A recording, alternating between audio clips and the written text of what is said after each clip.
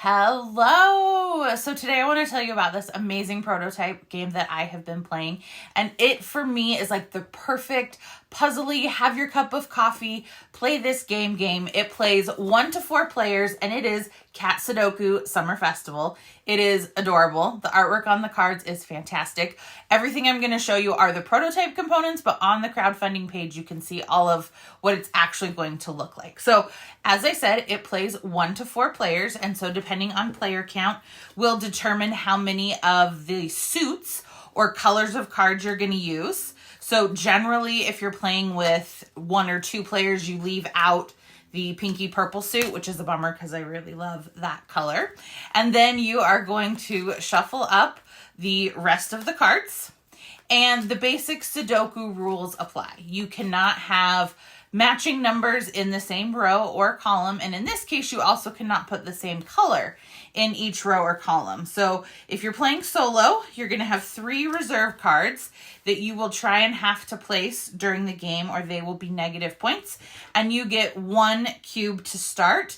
And by making good moves throughout the game, you can accrue more cubes, which is important because you must pay 2 cubes to play a reserve card. You start with your center of your 3x3 grid. So you're just going to be making essentially 1 box of a traditional Sudoku, and you'll have your little meeple on top of it, meaning you cannot play on top of this card.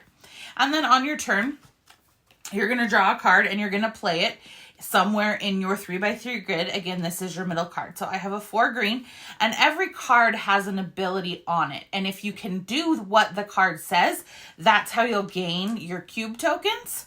So in this case, it says place on a higher number card. Now this is a 9, which is a higher number card, but my meeple's there, so I can't. So I'll just place this here, and then my meeple moves to the new card. And if I have 2 cubes, I can now choose to play one of my reserve cards. In this case, I still only have 1 because I haven't earned it. So I draw the next card. It is blue, and it says place on a blue card. Obviously, I can't.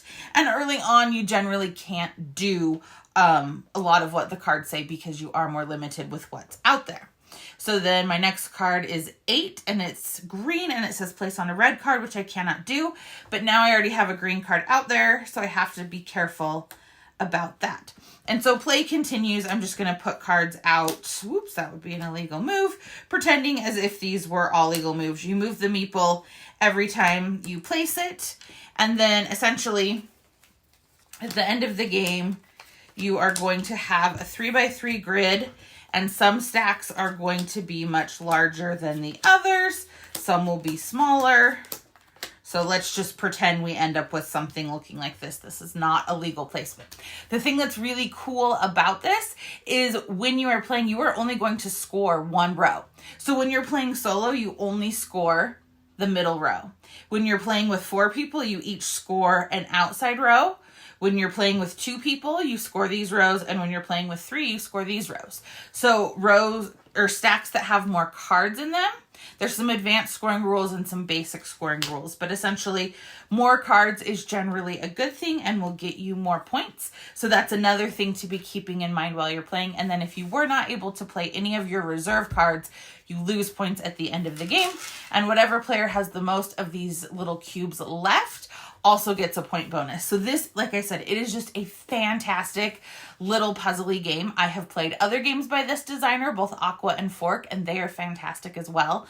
The solo version on this is seriously just like my morning game that I can just deal out. I work from home, so sometimes, when I'm between Zoom calls or whatever, I'll deal this out and play it. I love this. If you enjoy a puzzly game, this is absolutely fantastic. Check it out on crowdfunding. Support a small publisher. I think you're really going to like this if you enjoy a puzzly game. So give me a like and a follow, and I'll keep bringing you more board game content. Thanks. Bye.